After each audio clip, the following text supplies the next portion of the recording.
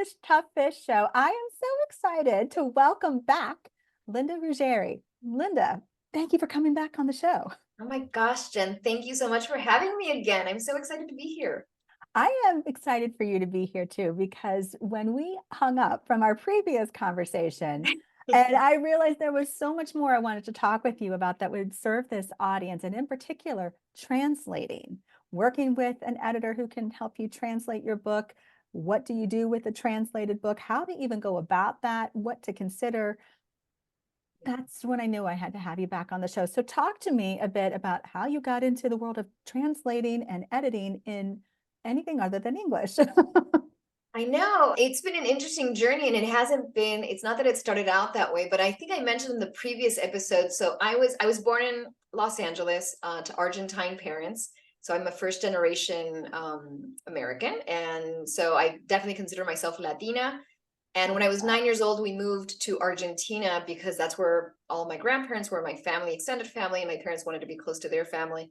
So I lived there for 12 years and, finished my school over there, my schooling. I did 2 years of university. I studied journalism, and I became, of course, fluent in Spanish with all that experience. So I grew up knowing Spanish and English since I was born, because at home all we spoke was Spanish, and it was Argentinian Spanish for the most part.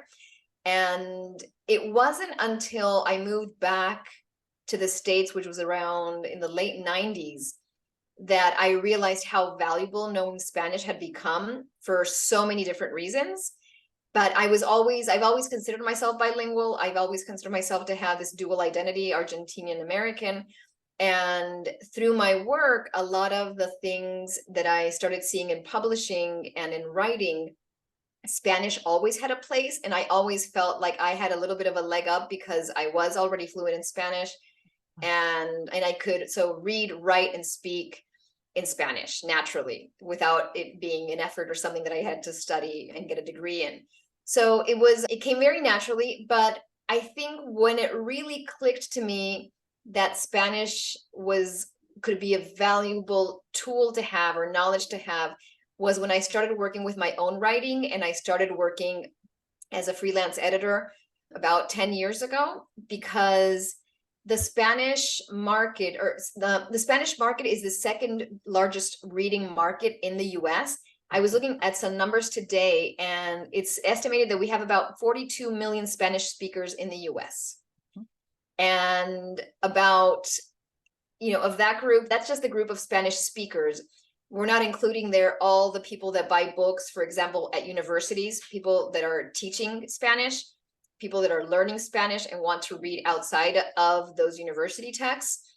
And when we speak of a Spanish-speaking market outside of the US, of course, outside of Spain, you have the whole Caribbean that speaks Spanish as well, and Latin America. So when you start thinking about the reach that your translated book could have abroad, inside the US, I just think is ginormous already. And then when you think about abroad, I don't even want to say duplicates, it just increases so much more.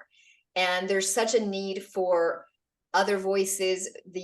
One of my experiences growing up in Argentina and reading in Spanish is that I was exposed to all the same Latin American and South American authors that we hear about here. So Gabriel Garcia Marquez, Sandra Cisneros, Isabel Allende. These are the things that are always available everywhere. And at some point you get tired of reading that and you want to read something else. And so I do get books bought in Argentina that I have family members or friends bring me here because I can't find those kind of texts over here. And it's so important to be able to put out our work in a different language, I think, sometimes, so that we can share what we know in our experience with, whether it be fiction or nonfiction, with other readers. So that's kind of my pitch of why translate your book into Spanish. Oh my gosh, I love all of that so much. I'm like over here beaming because it's just making my heart happy to hear this. I think if anything, I want to make, so first of all, a lot of people don't know that there's all these different types of Spanish. Yeah. And I think if you're an author or a writer aspiring to become an author, it's really important that if you're thinking of reaching other audiences outside of your born language, that you know what kind of language you want to, reach those readers in. What Spanish, if you're going with Spanish, what Spanish do they speak, so that you can really target the translation to that Spanish speaking audience. And I also want to clarify that I find all types of Spanish absolutely beautiful. Castilian Spanish, I love. Mexican Spanish is gorgeous, and the different words that they use for different things, it's just so, I feel so festive and so creative and so colorful. Argentinian Spanish and Chilean Spanish is a little bit more Castilian, and in certain parts of South America, there's different types of Spanish that is spoken. So it's not really dialect, it's just that we use vocabulary in different ways. And as I was telling you before, there are certain words that just have different translations in every type of Spanish. Like we were talking about, straw and popcorn are two words that can be said in so many different ways.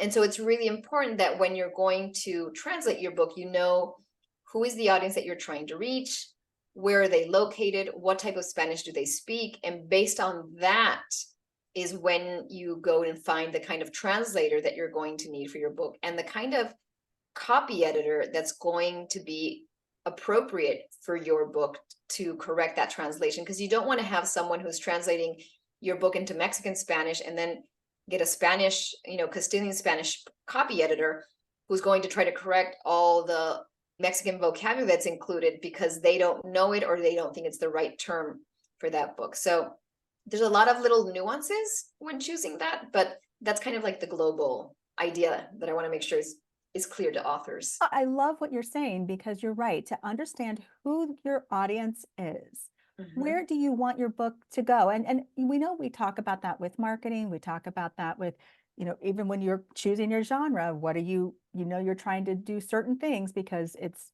part of what the genre is about or what have you. So it's along those same lines, but in particular, when we're getting into you said, I want my book translated into Spanish. Cool. Now there's a lot more to consider versus just that, or it's also about where would you like to see your book? Who are you trying to connect with? What needs to be changed so that, because you might have the right premise, but there's going to be some nuances that need to happen in order for it to feel like that makes sense to your audience. And in particular, one of the things could be your book cover. Oh, yes, yes. So, and I'll get into a book cover in a second, but something that came to mind was we're both editors, and we both edit nonfiction. And it's the same thing with editing, or when you're writing a book, when you're just writing a book, what is your book about? If you are writing a how-to book, or you're writing something that's going to be sold at conferences to promote your business or the work that you do, that type of writing, that kind of prescriptive nonfiction writing, is going to be very different than the writing you would do if you were writing a romance novel. It's two different styles of writing. There's two different tones. The vocabulary is going to be different. The way you structure your paragraphs and your chapters is going to be different. And it's exactly the same when you go into, if you're going to have your work translated, where are those readers? Are you writing a book about things that happen, Californian history? And so maybe are your readers going to be more in California, where we speak mostly, the vast majority of Spanish that's spoken here is Mexican, and we have all the other kinds of Spanish, but the larger audience is Mexican. If you're writing something with an audience in Miami or in Florida, you're probably going to go more with Cuban Spanish or Argentinian Spanish. If you're writing something that's specifically to New York, it's going to be more Puerto Rican or Dominican Spanish. So it's not that you need to have 3 different translations. I want to make sure too that people understand it's not like you need 3 different types of Spanish translations for your book. You could have a generalized Spanish, but if you know who your target audience is, which you should by the time you're getting into the translation, then it's much easier to know what type of Spanish translator you need, what type of Spanish copy editor you need, what type of Spanish proofreader you need, because all those 3 should be aligned completely. So, and then, yeah, and you mentioned book covers. We talked about how I remember when I was younger reading A Million Little Pieces by James Frey, and it was a very controversial book that I won't get into that part, but I found it a fascinating memoir. And I was in London living for a month, and I decided to pick up a copy of the same book over there. And I was just initially really surprised at how the book cover was completely different when I had just bought it a year before in the US. So cover's completely different. And then I started reading the book, and I found it really hard to read. And it was still in English, but it was British English. And the paragraph structures were different. The sentence structures were different. It was not that hard to read in American English, I remember. So again, we're talking about English, two types of structures that are different. And the book cover was customized for a UK audience. And the text inside was also customized for a UK audience. So it goes the same in other languages as well. I'm so glad you said that. I totally agree with you with that. And I think that's really cool because it also feels like you as the writer, you've created this piece and you are finding a way to connect with more of your ideal readers, the more of your audience, and saying, how can I open the aperture? How can I connect with this reader who might live in a different country than where I live, but I want them to feel just as seen, just as special, just as, wow, I'd want to read that book just as much as wherever my home country is. And to your point, wherever you're translating from and to, you definitely want to get samples, even if you aren't translating. But I think that this is really important because to your point, when there's nuances in the language and in the dialect, you want to make sure that person and that team, that they know and they understand.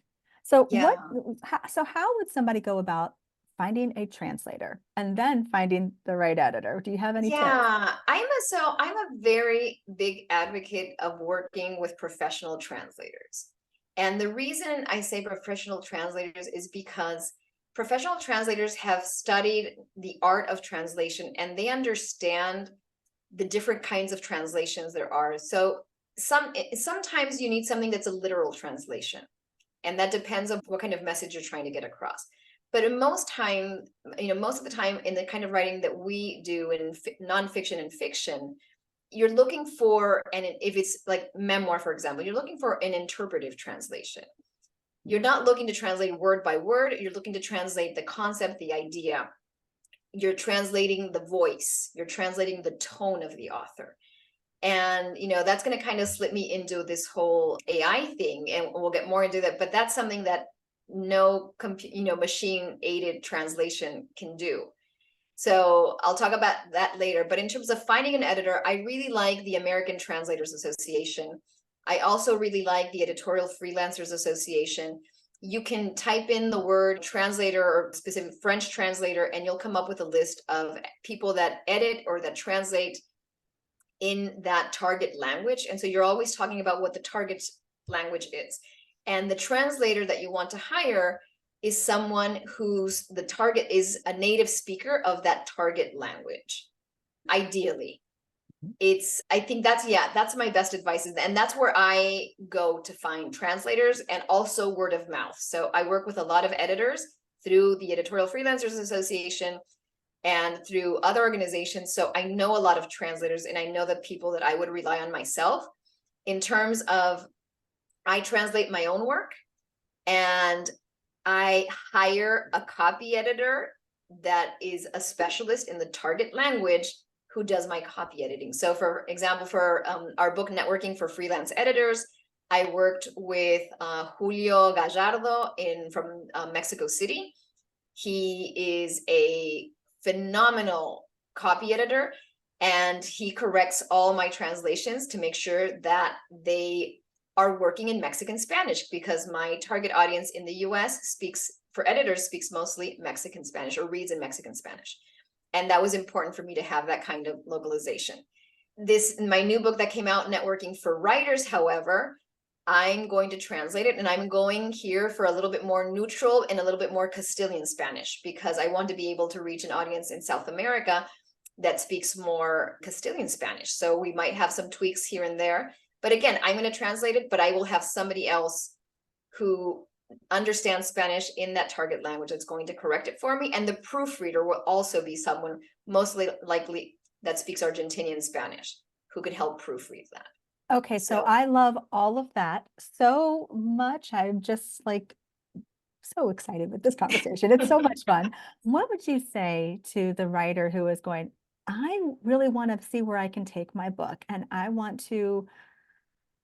there's a language that I want to get my book into. Doesn't have to be Spanish, it can be something else, but they don't know that language very well. They might know like a few words, like me. I know a few words, but that's not enough to write a book. No, So, and then and much less definitely, understand it. yeah, and and a lot of people think like I'll just use like Google Translate and use, or I'll use some kind of machine aided translate, which is fine. You can do that. If you're on a budget, you can do that, but you need to hire someone who's going to be able to go in and correct it, and that might end up being more expensive to correct that than to start with someone who knows the target language and can do it correctly on the first run. I would start off with, what is the topic of your book?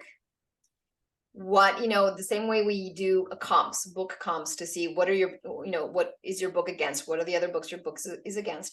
Then what are those languages, are those books translated in?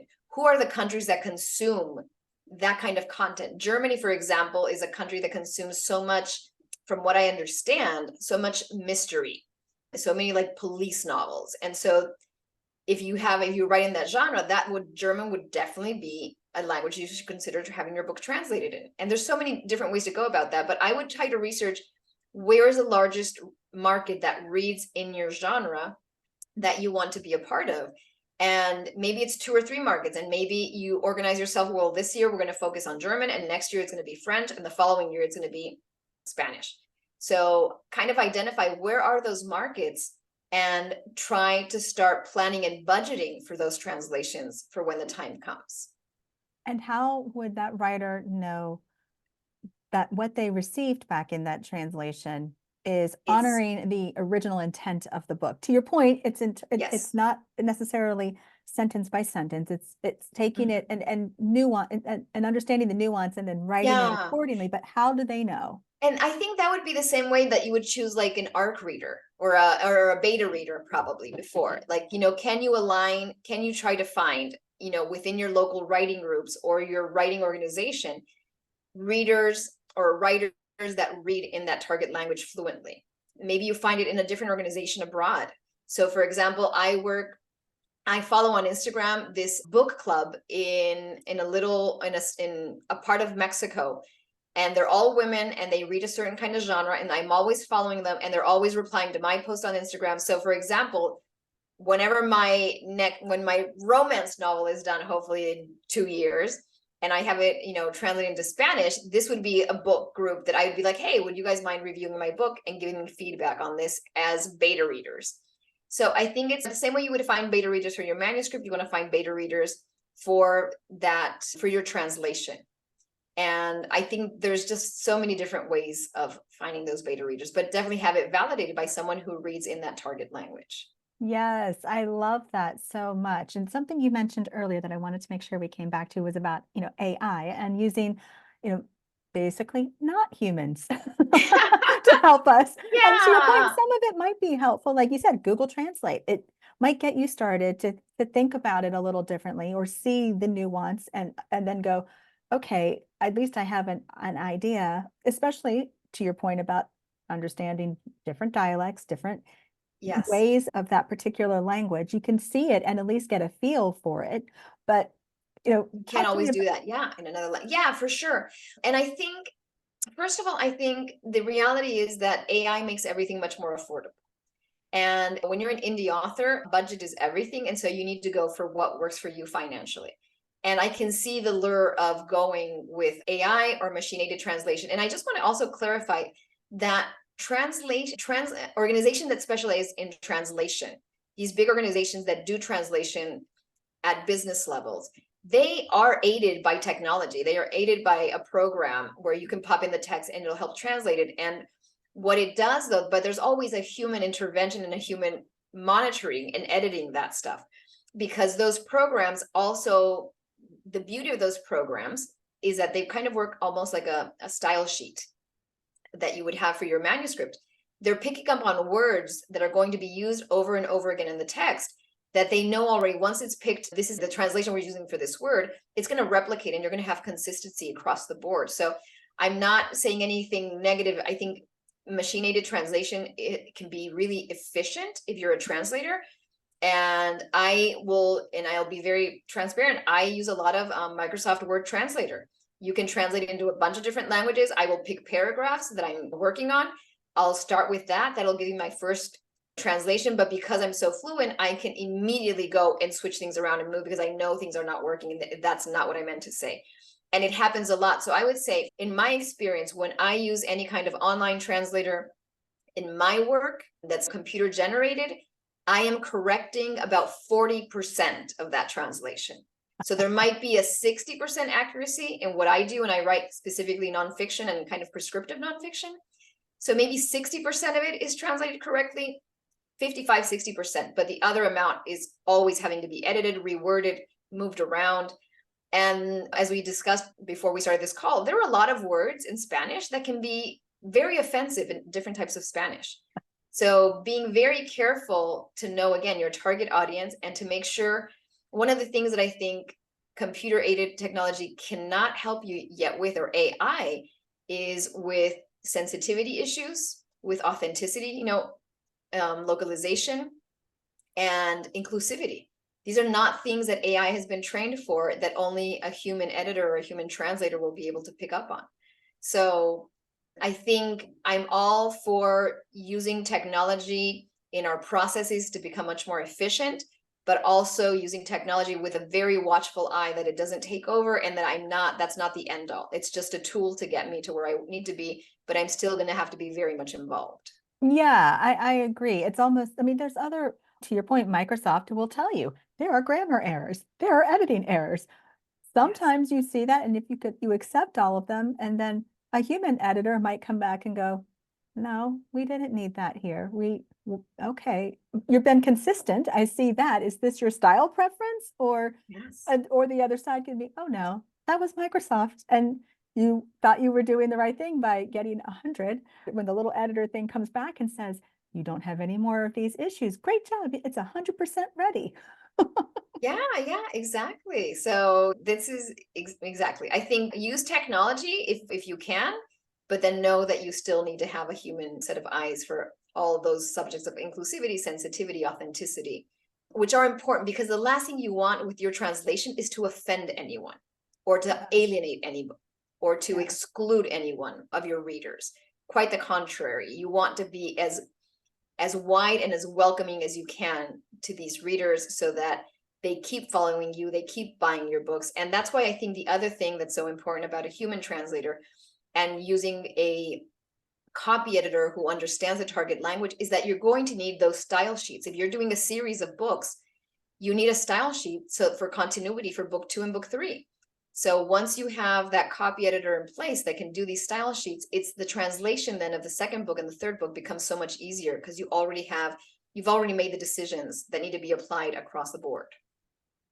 So I have a question for you about the idea of, if you have an editor who can do the translation and do the editing too, would you recommend, and that might be very tempting to the author to go, wow, I could work with this one person from beginning to end, and we move the book back and forth type of thing. Would you recommend that, or would you recommend they say that they do something more along the lines of one translator and then perhaps one editor who can handle copy and proof kind of thing, and so that they are aligned, but you actually have the two sets of eyes? What would you recommend? So I'm going to speak just based on my own experience, what I do and what works for me. And by the way, I do a lot of translations for large publishers, big 5 publishers. I do a lot of translations of children's books, and I do a lot of reviews of translations as a copy editor. So it depends. For me, I'm translating my own work, but I'm hiring a copy editor that understands the target language to copy edit. And then I'm comfortable enough that copy editor can do the proofreading as well, as long as there's a distance in between when they worked on the copy edit to when they do the proofread. And I usually like to give it a month. I want my copy editor to be detached enough from the project that he can come back with a brand new set of eyes and look at everything and correct it. And the copy editor that I use and the proofreader, I think he's just phenomenal. So I trust him blindly with the work. So once you have these people in your publishing team, in your network, you're holding on to them and taking care of them. I expect to pay. This is another thing. Expect to pay for someone who does professional work. So most of the work, when I pitch myself or I get contacted to do a translation, I will tell them, you're kind of getting 2 things with me. You're getting a translator and a copy editor, because I will be able, as I'm editing and translating, I will go back and do a copy edit round. because I know how Spanish works. Now, is it going to be flawless? No. It's going to be to the best of my ability, but I'm going to miss things probably because I'll be very close to the text. So that's why even if you were to hire me, I would still, I'm going to give you the names of 2 or 3 proofreaders that I work with that I would want you to hire or consider hiring to check my work, because it's just not going to be flawless if I'm that involved in the project, but it's going to be much cleaner. It's going to be a much cleaner copy than probably if you only go with a translator. Now, keep in mind that most translators, when they're translating into their target language, they understand grammar, they understand punctuation, they understand all the rules that apply. So again, I think a professional translator will have that skill set where it will make for a very clean translation for the most part. I love that so much. And to your point, when you're working with any editor, they are very close to your project. Even if it's a high level review, it's still, they're close to your project because they really want you to shine. They want you to have the best manuscript you can possibly have to serve you, to serve your reader. So you do want to have another set of eyes. Even if it's your first book in your native tongue, you still want to have multiple eyes. So yes, I love that absolutely. you said that. And from my perspective, I wasn't sure from should I have a translator and then a copy and then a proof, that kind of thing, seeing the 3 versus the blending. So that's really cool. Yeah, and and one thing too I want to say, and we're both indie publishers, and we understand the importance of having a budget and to knowing that we are going to pay for these services. And I think that that's a really big misconception or thing that doesn't get talked about enough when we start off as authors and writers, or when we start out in a writers group, is that we think we're going to be able to do everything ourselves. We think it's not going to cost that much, but no, you should really have a budget, and you're going to and plan to pay for those services. Whether you're just doing it in English, you're going to expect to pay for these services. You're also expected to pay for them in other languages as well.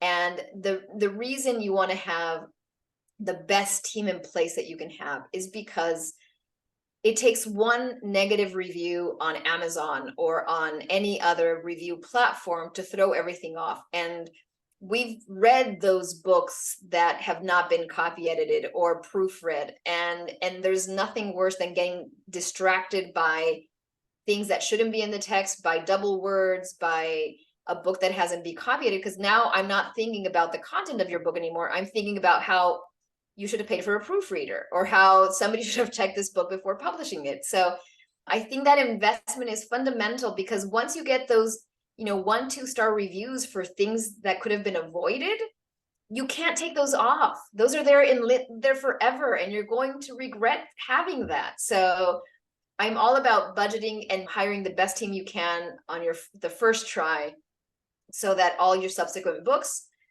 are flawless, or as flawless as possible, and that you don't want to lose credibility with your reader by having mistakes in your book that could have been easily avoided. Absolutely. That is pure gold for any book in any language. Beautifully said. Linda, again, you rock, Mama. Where can people connect with you? Where can they get to be a part of your world and learn about your services, or perhaps pick up your books in both languages? Yeah, sure. Thank you. So I'm available on 3 different websites, actually, because I have 3 businesses. But one is my main business as a nonfiction editor is theinsightfuleditor.com. Then I also am co-owner of the Networking Studio, and most of the books are posted there, the Networking for Editors and the Networking for Writers, which is the new book. And that's at thenetworkingstudio.com. And then I'm also part, and I'll mention it here, of a part of a small nonprofit in Argentina called Vías Creativas, which means 3 creative avenues. And this is a program that we run in Spanish with workshops in Spanish for any Spanish-speaking writer or author that is looking to publish their book. We hold these workshops online. They're all virtual, and it's a great way to learn and to have Spanish-speaking writers understand how to self-publish in Spanish and how to get their book going so that they can become indie authors as well. I love that so much. That is so cool. Linda, thank you And so much for coming back on the show. thank you so much for having me, Jen. It's been great being here.